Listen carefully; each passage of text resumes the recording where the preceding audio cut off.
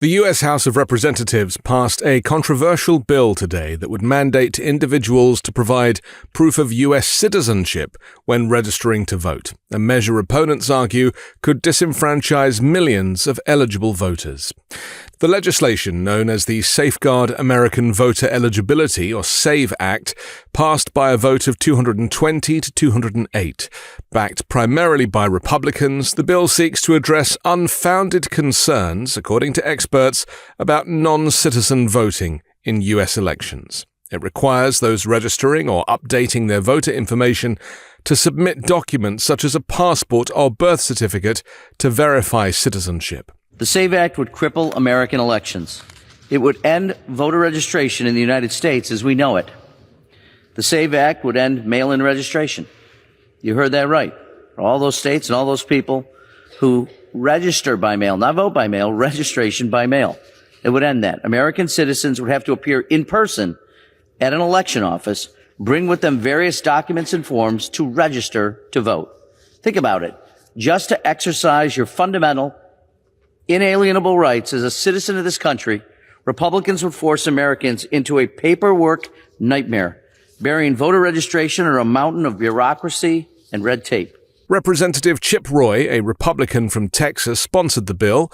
While the legislation allows for the use of Real ID compliant identification, if it includes a citizenship indicator, most Real IDs do not provide that information. Additionally, lawful permanent residents who are not eligible to vote can still obtain Real IDs, complicating their effectiveness under the bill's provisions.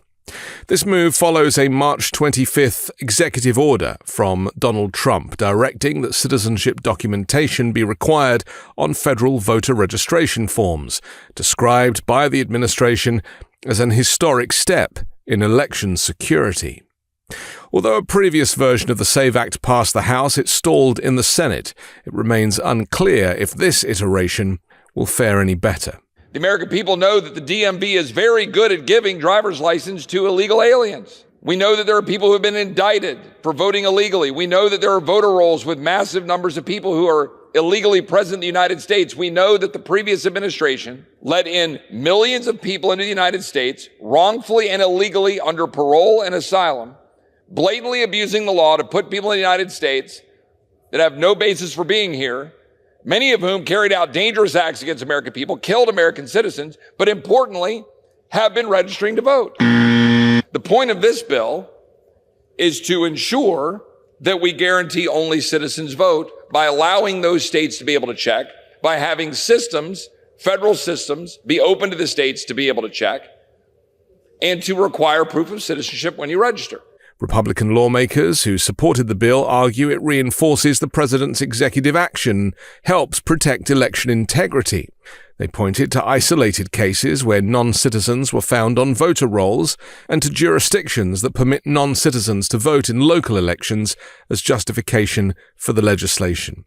In reality, immigrants and non-citizens are not allowed to vote in U.S. general elections and don't, by and large. This area of voter fraud propaganda is again designed by Donald Trump and MAGA Republicans to flex their authoritarian muscles. And remember, the SAVE Act's requirement that Americans show their documentation in person at an election office.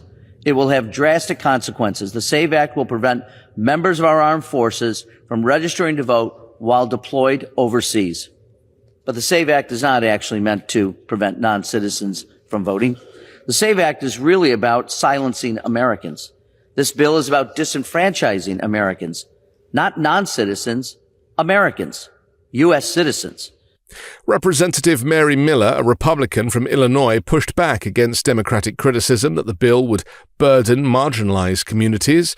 Democrats keep suggesting that rural Americans, women and people of color can't obtain IDs. That's not only wrong, it's patronizing, she said. IDs are a requirement in everyday life.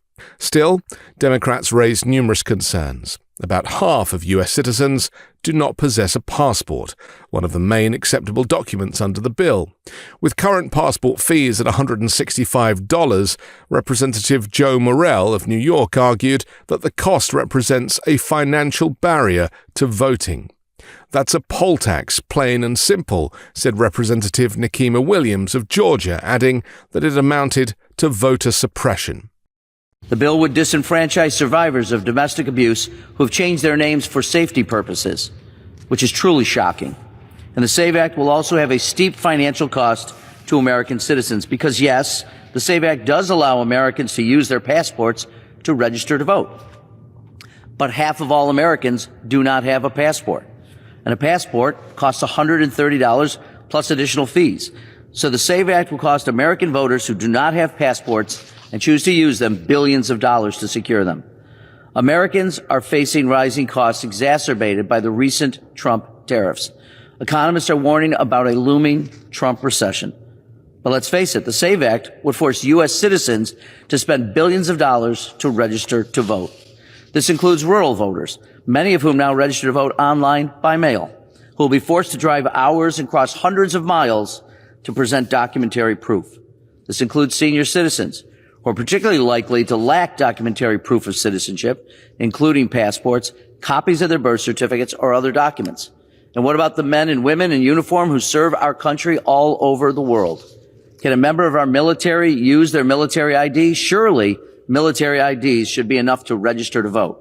Not according to the SAVE Act. Democrats sided with Republicans and voted for the SAVE Act. Jared Golden, Marie Gluesenkamp-Perez, Henry Kula, and Ed Case voting in support of a bill that will likely disenfranchise millions of voters. Jared Golden wrote a post on X in an attempt to defend himself from his party's scrutiny.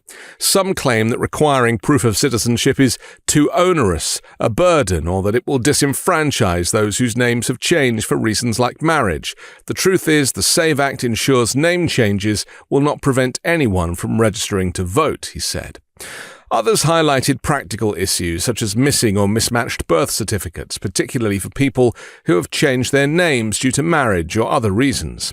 While the bill instructs states to create a process for handling name changes, critics warn this could result in inconsistent rules and administrative confusion. In response to Democratic objections, Republican Representative Lauren Boebert of Colorado dismissed concerns over married women's name changes as a political tactic. Democrats are using married women as a gotcha against the bill, she said. If we're using women to make a point, maybe they should first define what a woman is. But the bill will no doubt make it more difficult for millions of people to vote, particularly some 69 million married women who have taken their spouse's name and do not have a birth certificate matching their legal name. The SAVE Act would also disenfranchise marginalized groups like naturalized citizens, Native American voters, and low-income voters who do not have documents that prove their citizenship readily available and prevent people from registering to vote online or by mail.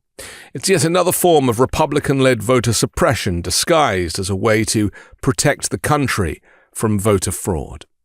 Research from organizations such as the Brennan Center for Justice and Vote Riders estimates more than 21 million voting-age Americans, over 9%, lack easy access to documents proving citizenship. These requirements would disproportionately affect communities of color, younger voters, native populations, the unhoused, residents of rural areas, and those affected by natural disasters. Michael Wardman, president of the Brennan Center, condemned the bill. The House just passed one of the most harmful voting bills in our nation's history, he said. The Senate must stop it. The SAVE Act would effectively block millions of Americans from voting. It must not become law, he said. The bill also includes measures that concern election officials and voting rights advocates. It could limit access to online and mail-in voter registration, particularly problematic for those in remote areas, and mandates aggressive voter roll purges based on incomplete data. It even allows for deportation proceedings to begin against non-citizens who register to vote and imposes criminal penalties on election officials who register voters without the required paperwork, regardless of whether the individual is ultimately eligible to vote.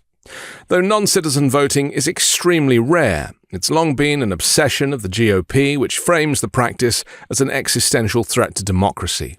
It was a top Republican issue throughout last year's election, and lawmakers used it to push their fear-mongering anti-immigration agenda. Last month, Donald Trump signed an executive order that would similarly boost proof of citizenship requirements for voter registration. House Republicans want to increase the burdens and amplify the costs in time, in money, and in effort for American citizens to vote. House Democrats do not. The SAVE Act would cost American citizens something deeply important, something essential to the soul of this nation, the right to freely and fairly participate in our elections. The SAVE Act will now head to the Republican-led Senate, where all Democrats will be required to save it from passing. I'm Anthony Davis. You can find me on the 5 Minute News YouTube channel and podcast, on Wednesday co-hosting Uncovered, and on Sunday on The Weekend Show with MeidasTouch. Love this video? Continue the conversation by following us on Instagram @MeidasTouch and help us blow past 1 million followers.